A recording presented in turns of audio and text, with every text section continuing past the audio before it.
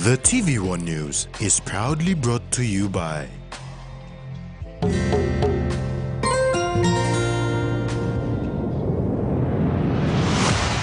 BSP, our bank, our people.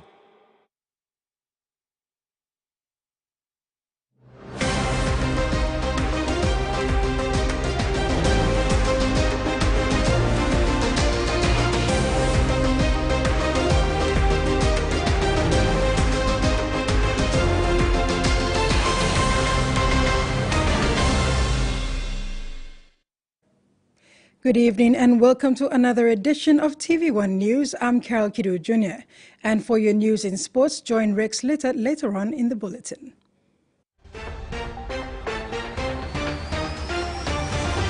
In this edition, Kapili vows to seek justice, ONeal critiques 2024 budget, and PNG boxers set sights on medals.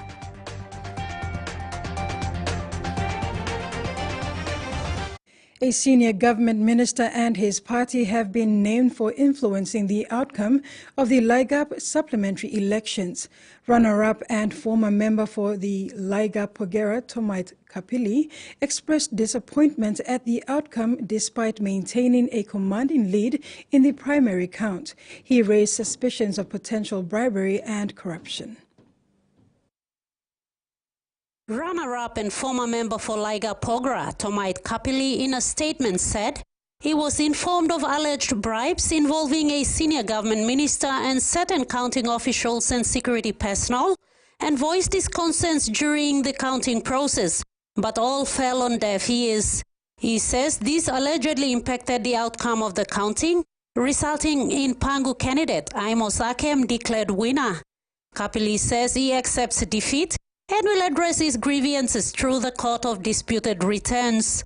In extending his appreciation to the people of Ligap and particularly Sirinki, he remains hopeful that justice will be served through the courts. He told supporters not to lose hope, but to remember that there are opportunities for justice and representation ahead. While lodging an election petition is one opportunity to address his concerns, he says the 2027 national elections is just 3 years away, and that will also provide another opportunity to contest.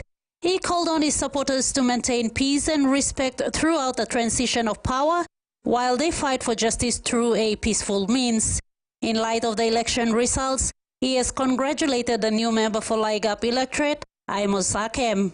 Ruth Rungula, TVWAN News. Newly elected member for Ligap and Pangu candidate Amos Joseph Akem was officially sworn into office today, administered by the acting Speaker of Parliament, Connie Igwan. The Speaker is commissioned by the Governor-General from time to time to administer the Declaration of Loyalty and the Declaration of Office, and today he exercised this power to administer the process of declaration. With the Bible in his hands, Akem declared his loyalty to the independent state of Papua New Guinea and its people and promised to uphold the Constitution and laws of PNG. He also declared to serve the state and its people in the office as the Member of Parliament, signing the instruments to effect this. Following the declaration, he joined the sitting for the first time as member-elect for the new Ligap electorate. Coincidentally, the body of the late Maso Karipe, member for Pogera Payele electorate, was brought in for the Lion State. Ligap Pogera was one electorate until 2022 when it was divided into two. And just as the new MP for Ligap entered the House to sit here for the next 3 years, the MP for Pogera came in for one last time, having sat in the benches for just over 1 year. On the Fukushima nuclear waste in Parliament today, Leader of Opposition Joseph Lelang, when directing his questions to the Prime Minister, shared findings from an independent panel of experts commissioned by the Pacific Island Forum countries, contradicted that the release of the radioactive nuclear wastewater will be harmful. Leader of Opposition Joseph Lelang in Wednesday's sitting said the Prime Minister shared with RNZ Pacific PNG magazine program on the 13th of June this year that he supported the move by the Governor of Japan to dump radionuclear wastewater into the Pacific Ocean. Lelang wanted to know if the Prime Minister was aware of the Pacific Island Forum panel of experts report that was commissioned to provide an independent advice to the island countries. The report discussed the economic effects the wastewater can pose to the livelihood of the people of PNG, the fishing industry, and markets to come. What scientific source is the Prime Minister using to support the government of Japan to release nuclear waste into the Pacific Ocean? Will the government reassess its position and take a stand with the rest of the Pacific Island countries to oppose the plans by the government of Japan to release radioactive nuclear waste? Prime Minister James Marape said he would provide a detailed response in writing to Lelang and shared his level of awareness of the nuclear waste dumping activity. I want to give assurance to the nation up front. Our country will not be reckless. We do not intend to allow for discharges that are not fit and proper for discharges into our ocean. Japan, for instance, has met us on numerous occasions, myself, our government officials, as well as and one of the greatest suggestions we made to the Japanese government was for the consultation together at the Pacific Island Forum Nations. In the last Pacific Island Forum Nation meeting that was concluded in Rarotonga, of which our Deputy Prime Minister represented us, this agenda came up, this issue surfaced. Japan did present it, the findings of their test. And the Japanese government have indicated that International Atomic Energy Authority has given certification that discharge is safe for discharge.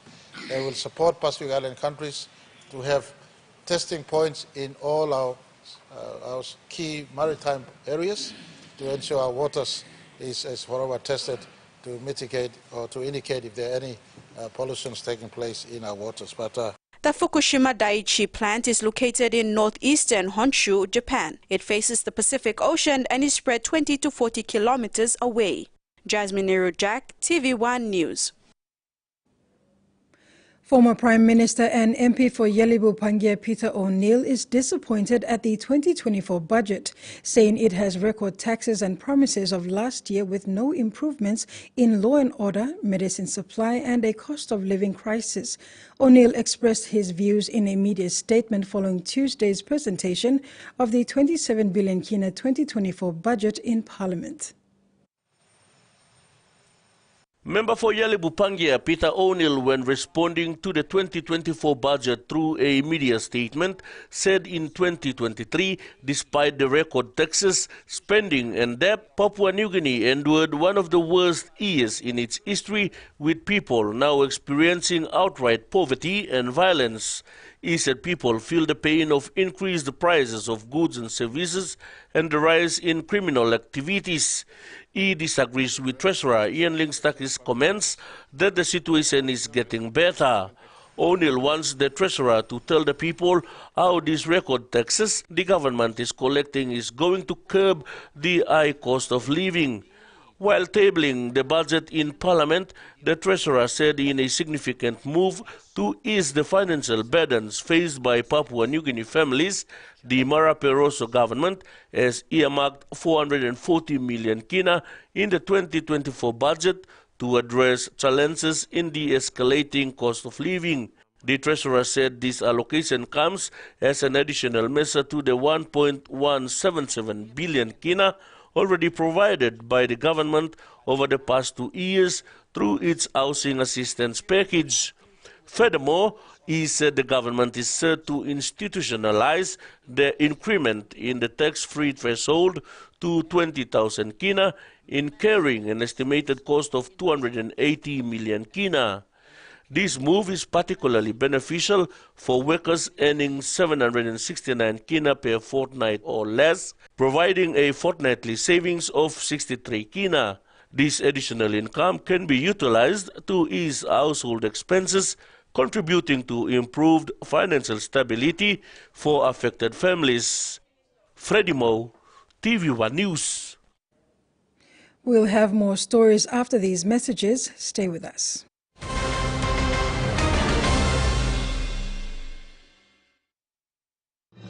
Experience a convenient and smarter way to do your banking with BSP Mobile Banking. You don't have to leave the office or your home to pay for bills. You can view your account balance, transfer funds, top up phone credits, or purchase Easy Pay units wherever you are. Visit your BSP branch today to register now for BSP Mobile Banking. BSP Mobile Banking, the smarter way to bank. BSP, our bank, our people. Enjoying life when we work together, making happy memories that last forever. Hiding, talk, young or old, a scale-raised family meal we're told. We'll bring out the smiles cause it's our favorite of mine. Tennessee cola, scale rice, don't scale price. Tennessee cola, scale rice, don't scale price. Amber, you like it? All Mama Flame is story all same. Me say you seen flame flower long one yem. Me say me Kim Kai Kai belong family belong me. You go more yet. Man belong me say like flower balls belong me what them cover war na spring onion. All pikinini belong me say like him to mas pineapple donut me say walk him lo house. Ne make kumu mix him what them cow na karamapim long flower. Tasty hash browns. Time is Kelly one time all harapela Kai Kai. Me say kisi more Kai Kai long all get a toya mi tromoy one time flame flower. You in a packing more one time flame flower. A true champion is measured by their courage, their determination, and their passion to never give up and to always keep trying. With a delicious Milo and milk taste and added nutrients, Milo and milk is a great way to fuel our little champions with nourishing energy every day. Because true champions give it their all. Milo, PNG and Mia. Find PNG made. Quick favorite meal for the day does feel good. Snacks noodles is my choice for a simple meal. It is easy to prepare and fast to cook. And with a touch of flavor and ingredients, quality noodles that can be cooked and enjoyed in many different ways. You see, my whole family loves it. It's made here in PNG and comes in different pack sizes. Snacks noodles, tastier by you like it more.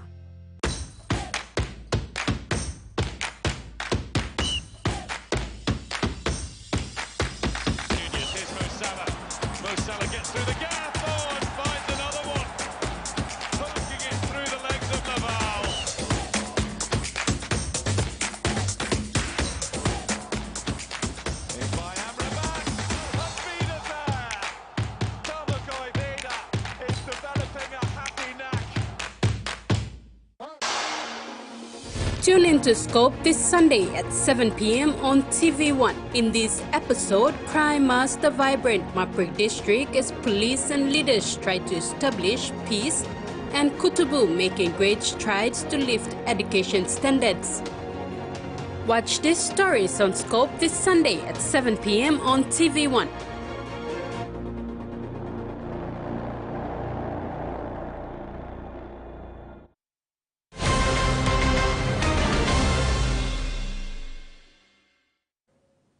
Welcome back. Total Energies EP PNG Limited has signed a Memorandum of Understanding with the Papua New Guinea University of Technology for a scholarship program that will be made available in 2024.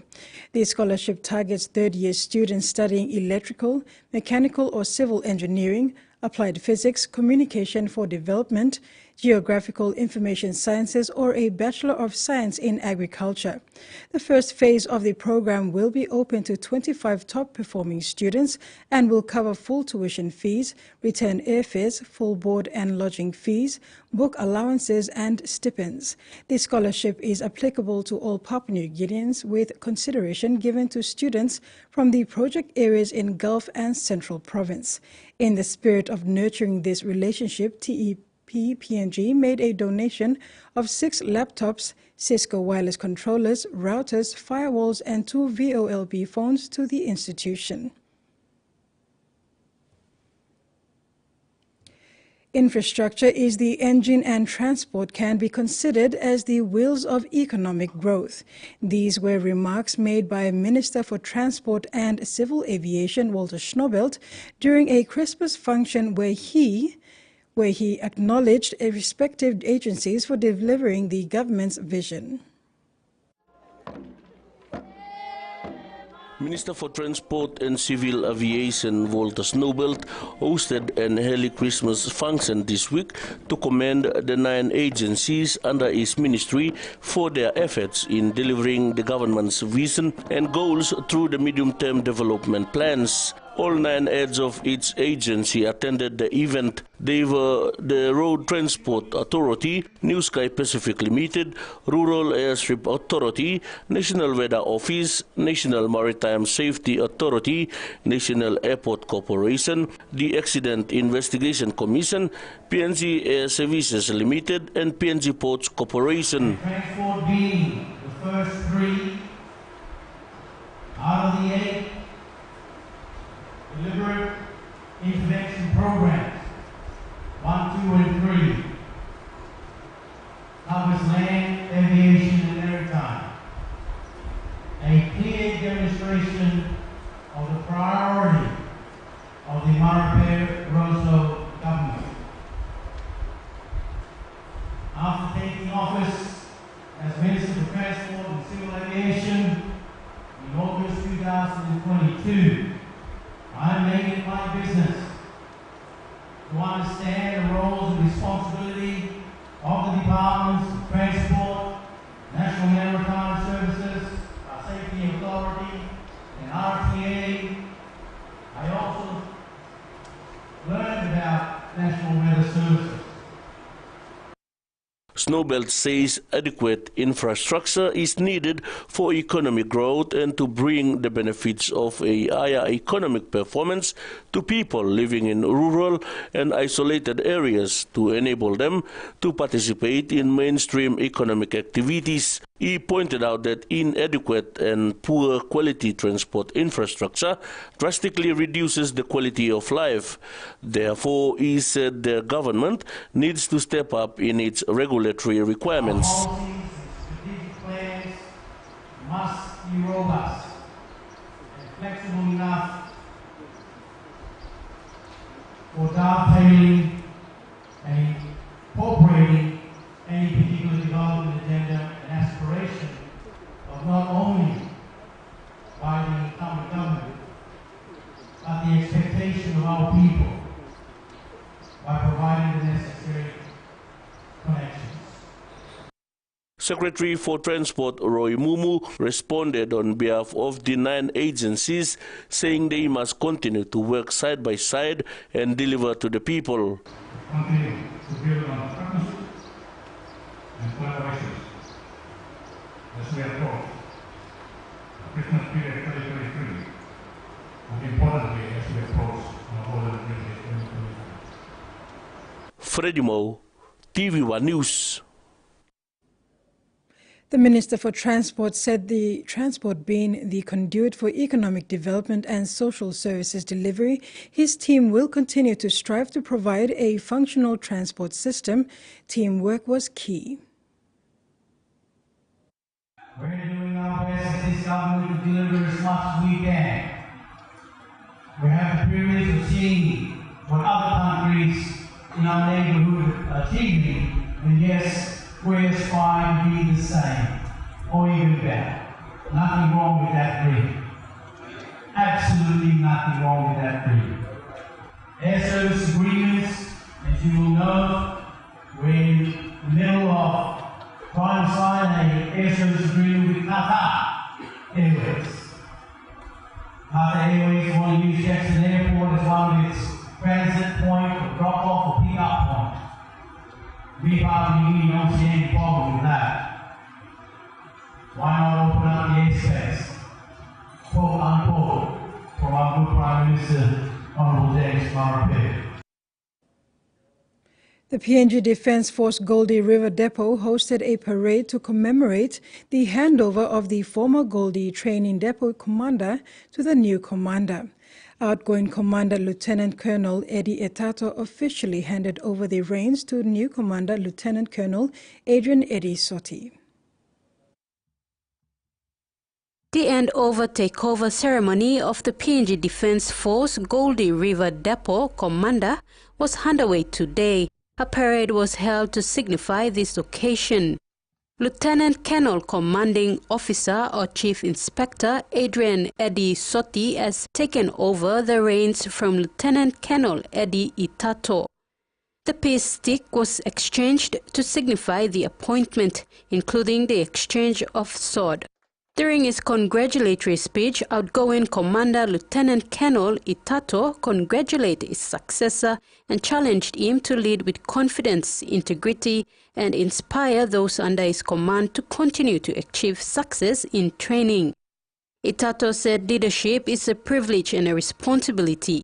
Change must be embraced in order to foster a culture of respect and teamwork and ensure the welfare and development of subordinates are prioritized. Lieutenant Colonel Sotti welcomed the challenge, saying he looks forward to what lies ahead for the unit. Sotti said when he first took over on August 8, 2023, the morale of the organization was low. He vowed to change that and move forward. He has set out his expectation to improve the level of training in order to attain the highest standard in the force. Tracy Pa, TVWAN News. And now to finance news. The kina closed unchanged at $0.2685 in the interbank market.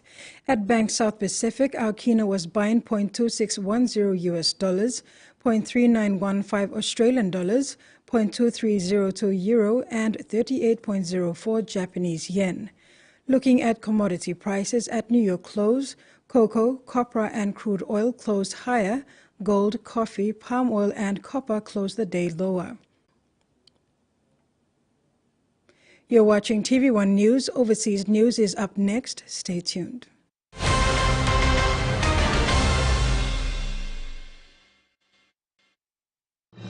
Experience a convenient and smarter way to do your banking with BSB Mobile Banking. You don't have to leave the office or your home to pay for bills. You can view your account balance, transfer funds, top up phone credits, or purchase Easy Pay units wherever you are.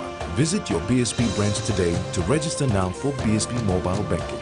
BSB Mobile Banking, the smarter way to bank. BSB, our bank, our people. Hiya, Mama. You wait time, but me add him special flavor. Put in more flavor, put in more taste. Energy get up a big smile on face. Time for Kim chicken, a great mutu. Sip, sip, the moo, yes, magic on you. Maggi, the taste PNG loves. Hey, you want talk? Want to win one of 4 Costa buses? Simply collect 6 SP Lager Red promo caps and enter the draw at a participating store near you. There are heaps of other great prizes to win too, like SP Hunters jerseys and other awesome SP Lager gifts. So enter the draw today for a chance to win. There's a bus to be won in Islands, Southern, Momase, and the New Guinea Islands. SP Lager, Bungim Yumi! Ton, ton, ton, ton, hino, ton, ton. Nihimomo. If you can't stop thinking about the Hino range of trucks, then you better drive one today. Hino. Ton, ton.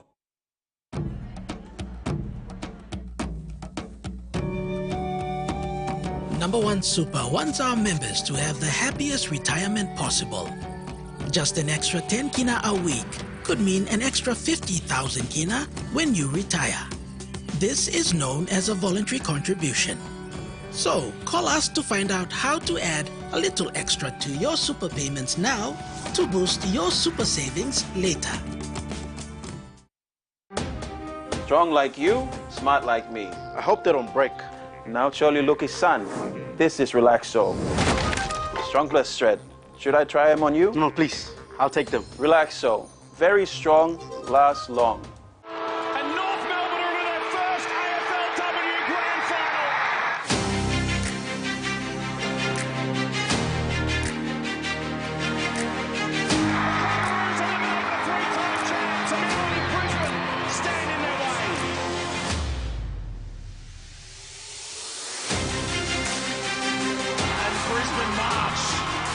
a fifth AFLW Grand Final. It's a good win here for India in this 5-match series. It's like an absolute perfect green. Look at this. The first wicket down for Australia.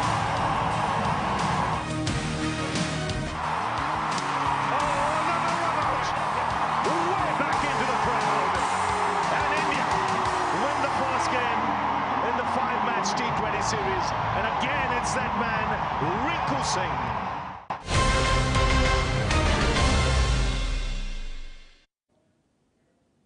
Welcome back. Australia's climate change ambassador says the federal government cannot yet back the Pacific's call to rapidly phase out fossil fuels because it's grappling with complex and difficult issues thrown up by decarbonisation.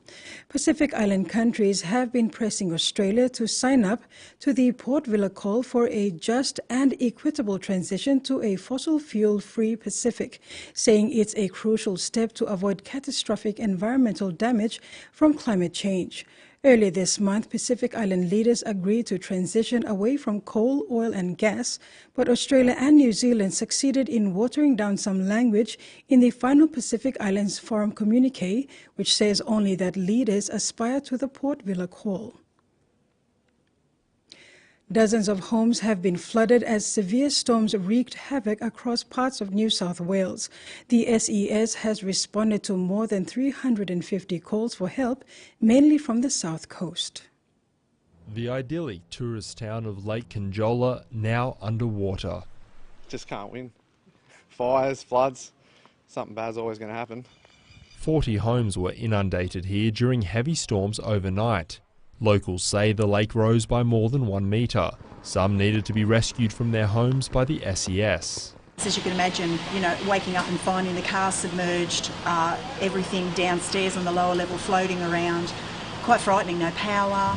Lake Conjola isn't the only town still recovering from natural disasters and once again facing storm damage. This bridge in Mogo was washed away 2 years ago.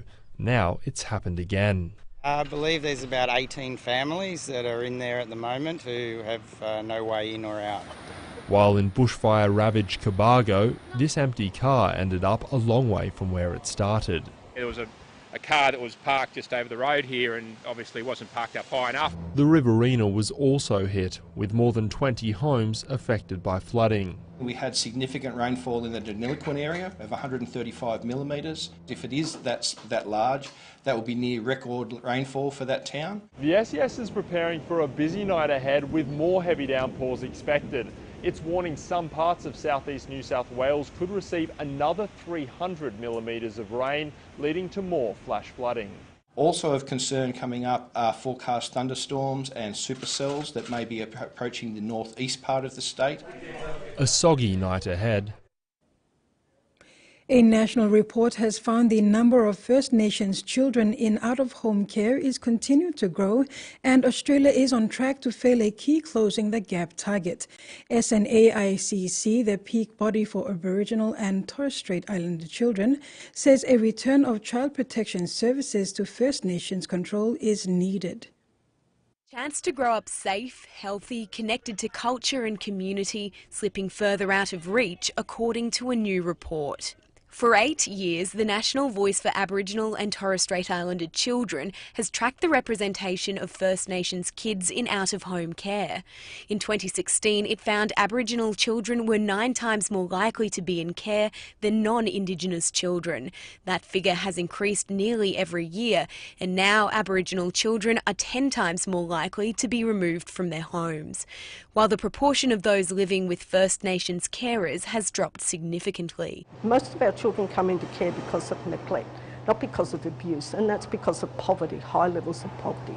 The report projects Australia remains likely to miss and in fact go backwards on a key Close the Gap target to reduce over-representation of First Nations children in out-of-home care by 45% by 2031. Every time governments approach a solution, That solution, because it is a government-led solution, it is oriented towards non-Indigenous children and families. It is more successful for non-Indigenous families, and our kids and our families get left behind. State and Territory watchdogs are calling for a National Commissioner for Aboriginal and Torres Strait Islander children. To ensure that the voice of the Aboriginal child is brought into the fold of policy development. The federal government says it's committed to working with the sector. A growing chorus hope. Inflation came in lower than expected last month, taking pressure off the Reserve Bank to raise interest rates one more time before Christmas. While price pressures are easing, rents still rose strongly over the year, due mainly to housing shortages and record immigration. Came to Australia in search of a new life, but finding a place to live hasn't been easy. It's a full-time job when you're going out to these inspections day after day. More than 500,000 migrants are expected to enter the country this year, and they all need somewhere to live. Australia's rental market is going through a pretty unique period of strong increases. Rents remain one of the biggest contributors to inflation, rising by 6.6% in the year to October. In the same period, inflation came in lower than expected at 4.9%, but it's still higher than in other developed economies like the UK and the US. Inflation is still too high and will be with us for longer than we'd like. Economists say in one way, migrants are helping to reduce inflation by putting downward pressure on wages growth. A whole bunch of migrants has reduced the skill shortages problem. So in some ways migration is making bits of inflation less of a problem. But Chris Richardson does think record migration is adding to rental inflation. It's not that we've messed up. Electric vehicle owners in Victoria who had to pay a controversial tax will be reimbursed with interest following a High Court ruling which found the tax to be unconstitutional. Last month, the High Court ruled that Victoria's decision to impose an excise on electric vehicle owners was invalid. It ruled that this was a decision that should be made by the federal government and it was not in the state's powers to impose such an excise. Now, the state had decided to put an excise or a levy on electric vehicle owners in lieu of electric vehicle owners not paying a fuel excise. It was their contribution towards the roads. But because that decision was invalid, the state has now said it needs to pay back about $7 million to electric vehicle owners. Here's the Treasurer, Tim Pallas. The advice that I've received is, yes, there is an obligation to repay it. I think we've even decided to be sufficiently generous, albeit that there isn't an obligation to pay interest. We'll pay interest on the retention of those funds. As I say, it's a relatively small amount. It should be noted that High Court decision was 4-3, and there were other states supporting Victoria's position because they were looking at introducing a similar excise or a similar levy on electric vehicle owners. Tim Pallas is not just aggrieved about losing this $7 million, but also the decision of the High Court, he says, calls into question the power of states to implement other taxes and other excises and whether that is actually within their powers. And he says it's a troubling decision, but at the end of the day, it's $7 million being returned to electric vehicle owners. And that ends our news segment. Rex will join us for sports when we return.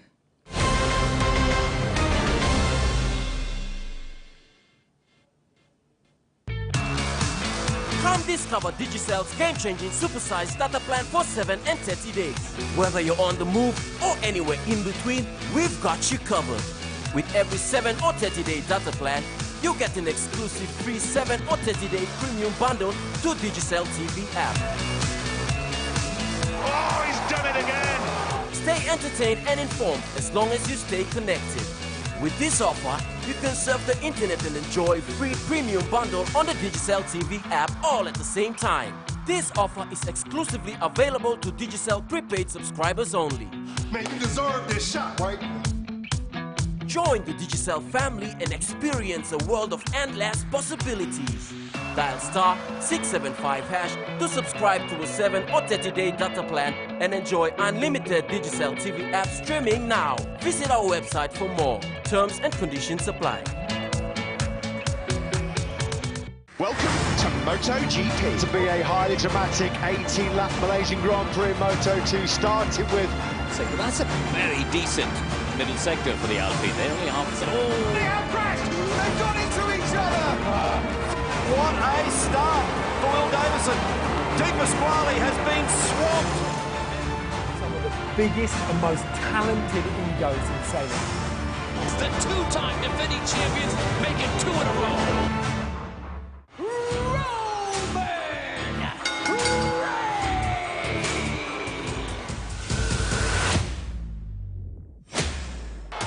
Spinning solo, planting Cena. Oh! Killing it! Oh! My goodness! Oh, no!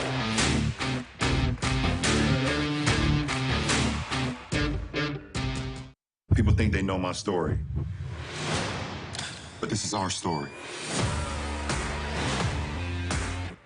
This is how I met my brothers and how we became family. We may be seeing the beginnings of something special here in Amherst.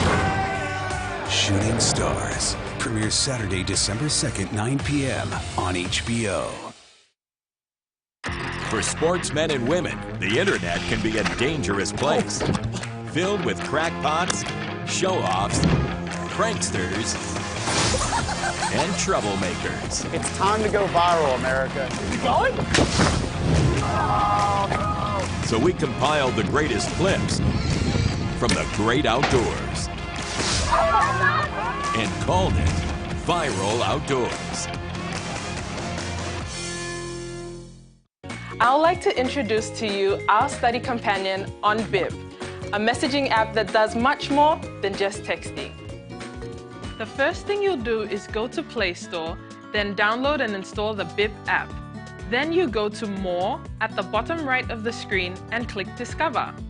After that, search for the BLit channel and click Follow. Type into the text box and click onto the topic you want to watch and learn away. That's it, learners. Not so difficult after all. If you have any questions, head to our Facebook page for additional information. See you next time on BLit.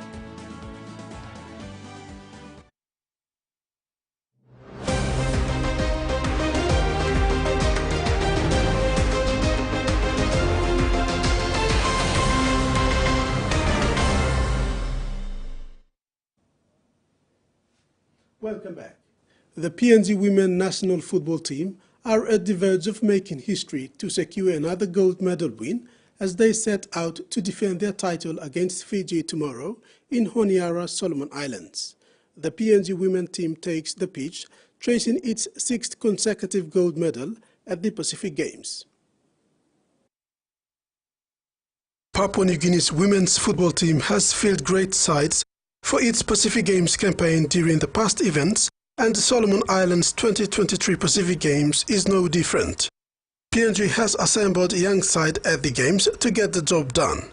To the expectations, the team has delivered the result, booking a gold medal playoff against Fiji tomorrow. Led by Captain Romano Padio, the team has been impressive all throughout in this competition. Their 9-0 triumph over American Samoa in the opening match set the platform for this great run. They snatched easy 3-0 victory over Cook Islands before drew 2-2 with New Caledonia in a tight contest proved that PNG is up for gold medal. But their 5-1 thrashing of 2019 Pacific Games runners-up Samoa shows that PNG team is a genuine contender for gold medal and are prepared to defend the championship title. On the other hand, Fiji enjoys great run defeating Vanuatu, Solomon Islands and New Caledonia in all a convincing fashion and would be a worthy opponent to face in the gold medal playoff. The PNG will be banking on skipper Padio to lead the onslaught from the front foot. Veteran Marikaipu has been massive in attack for the team and would play a big part in tomorrow's challenge. The gold medal playoff between PNG and Fiji women's kicks off at 6 p.m. tomorrow. PNG boxing team is the biggest from the rest of the team, participating at the Solomon Islands 2023 Pacific Games with 9 boxers. With mixed performances in the opening 2 days of the competition, PNG boxing has team dominated the ring yesterday, both in the men and women's divisions, while others have fight to make Rather, to make the finals, fighters in the 51, 54, 70 and 86 kgs are scheduled for the semi-finals bout. Jamie Cheng, Bid Inoino have secured their semi-finals fight against Vanuatu and Nauru respectively in the 54 kg weight divisions. Charlie Kayama faces Australia in the 51 kg divisions. In other men's semi-final bout, Atala Valo takes on the Tahiti in the 86 kg division. In the women's semi-final bout, Shildayama takes on Solomon Islands in the 70 kg weight division. Allen and Kanti Oaike, Turua Jr. and Stephen Kandu won in the men's bout, while Sabo Grace, Petronella Nokenoke triumphed in the women's bouts. Boxing events continues this evening. PNG terrific trio of Benjamin Aliel, Daniel Baul and Emmanuel Wanga have showed class in the men's 400 meters finals yesterday in athletics at the 2023 Solomon Islands Pacific Games. The trio stole the show, finishing in the first three positions, with Benjamin Aliel ran the 400 meters in 47.1 seconds, claiming gold medal, and Daniel Baul finished behind with 47.21 seconds, picking up silver. Emmanuel Wanga rounded up the third place, clocking in 48.43 seconds to claim the bronze medal. This surely was the highlight for Team PNG at the Pacific Games, with all three PNG athletes securing the top three finish. The remaining 2 days expected to bring on more entertaining shows, particularly boxing events. Aliel finished third in 400 meters at the 2019 Pacific Games in Samoa, and this time improved standing to snatch the gold medal at the Solomon Islands Games. Counterpart Baul maintained his 2019 form. This event may have stolen the show, and was rightfully so, but there were some interesting results recorded at track and field events yesterday, which has improved PNG standing in the medal tally. In the 500 meters race, Sione Karl picked up bronze medal, Moria Maracos another silver medal for Team PNG in the men's shot put.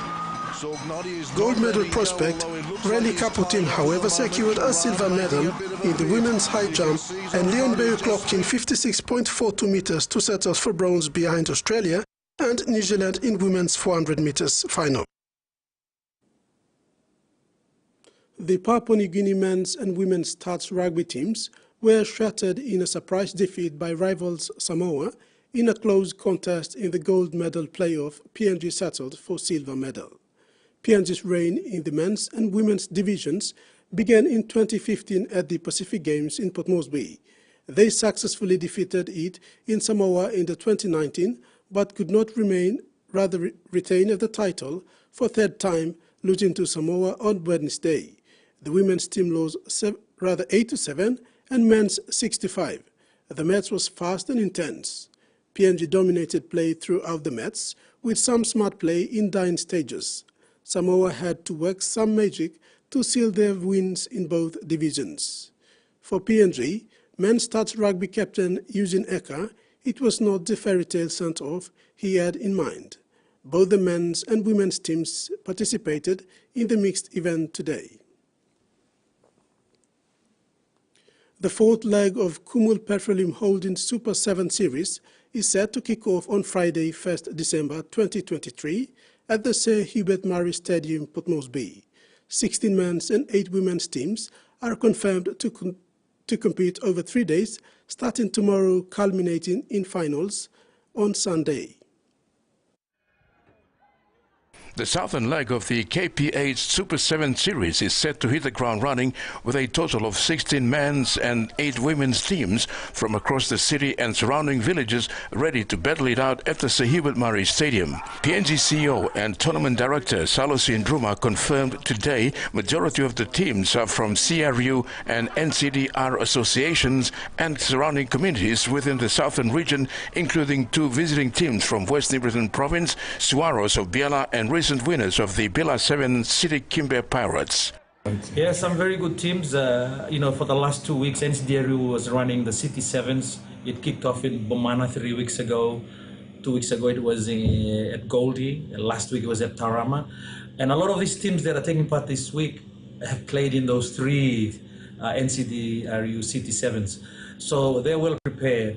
But, you know, Kimbe City Pirates won the last place. They will be the team to beat. But we've got some really good teams like Valley Hunters. They've been a regular sevens team in most of our competition. Juggernauts, and also we have Biala. Biala who won the Sports Talk Sevens. So there's some very good teams that will be participating in this leg of the Commonwealth Petroleum Sevens. Truma says the 7th series started with the Highlands leg in Mount Targ in early April, followed by Morobe in Lae. Unfortunately, the NGI leg was cancelled due to the recent unrest in Rabaul. We're supposed to have the New Guinea Islands leg end of last month, but because of some few challenges, we had to cancel that. And tomorrow will be the commencement of the 4th leg. So we're looking forward to it. All the teams are set. We have 16-man team and 8 women's team. Most of the teams, the majority are from the southern region competitions like CRU and NCDRU. But we have 2 visiting teams from Biala and also from Kimbe, the West New Britain City Pirates, who won the last place last week or 2 weeks ago. Truma said at the end of day 2, the top 8 teams will proceed to the quarterfinals for the Cup, Bowl and Plate playoff. The same format applies for the women's playoff. Major cash incentives will be up for grabs for the winning teams. Prize money for the Cup is 10,000 for the men, 5,000 for the runner-up. Likewise for the plate is 4,000, 2,000 for the runner-up, and for the bowl is 1,500. 1,000 for the runner-up. For the women is 5,000 for the winner, 2,500 for the runner-ups. Likewise for the bowl is 2,000 and 1,000 for the bowl. The plate is about 3,000 and 1,500. So there's prize money available for all the categories for both men and women. So it should be good competition throughout the 3 days. Yeah. The Southern 7th Series kicks off at 2 p.m. tomorrow at the Sir Hubert Murray Stadium. Terry Longwood, TVWAN Sports. Cricket PNG's junior player pathway has just got bigger and better thanks to the BSP School Cricket program that continues to identify, nurture and inspire young boys and girls to learn and play the sport of cricket. The annual BSP School Cricket program ended its term 4 with another fun day at the Amini Cricket Park, Port Moresby. 6 schools from NCD participated in Wednesday's BSP School Cricket event to conclude Term 4 of this year's school's program. Enthusiastic young boys and girls from 13 to 15 years of age converged at the Amini Park yesterday for the end of Term 4 on the 2023 BSP School's cricket program calendar. Selected boys and girls from Tauroma Primary, Pari Primary, Essen International Academy, Sevese Moria Primary, Tenge Primary and Kilakila Primary took to the pitch with enthusiasm and anticipation to play and learn the basics of cricket and simply to have fun competing against each other. Through the BSP School Cricket program, they are expecting an increase in primary school students' participation following the launch of the ICC CRIO program recently. This is a modified version of the game that uses cricket to unite, inspire and empower communities and participants. The Term 4 program this week coincided with the Cricket PNG's 20 Days of Activism to mark the International Women Human Rights Defenders Day with the theme Invest to Prevent Violence Against Women and Girls. Terry Longwood, TV1 Sports. That's all we have in sports. Carol. Thank you, Rex. And here's the weather forecast for the main centers for the next 24 hours.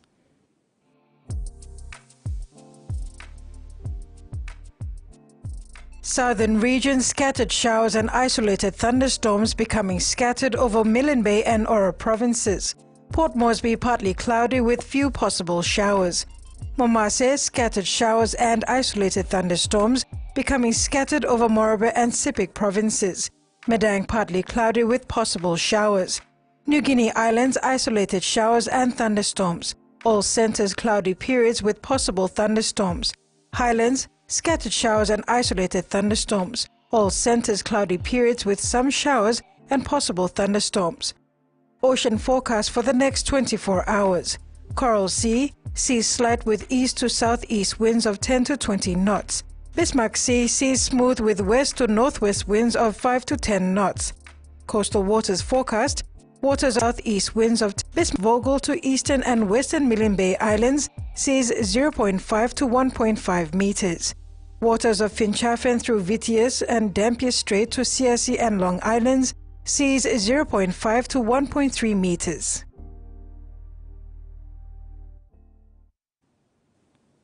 And that ends another edition of TVWAN News. Have a pleasant evening. Bye for now.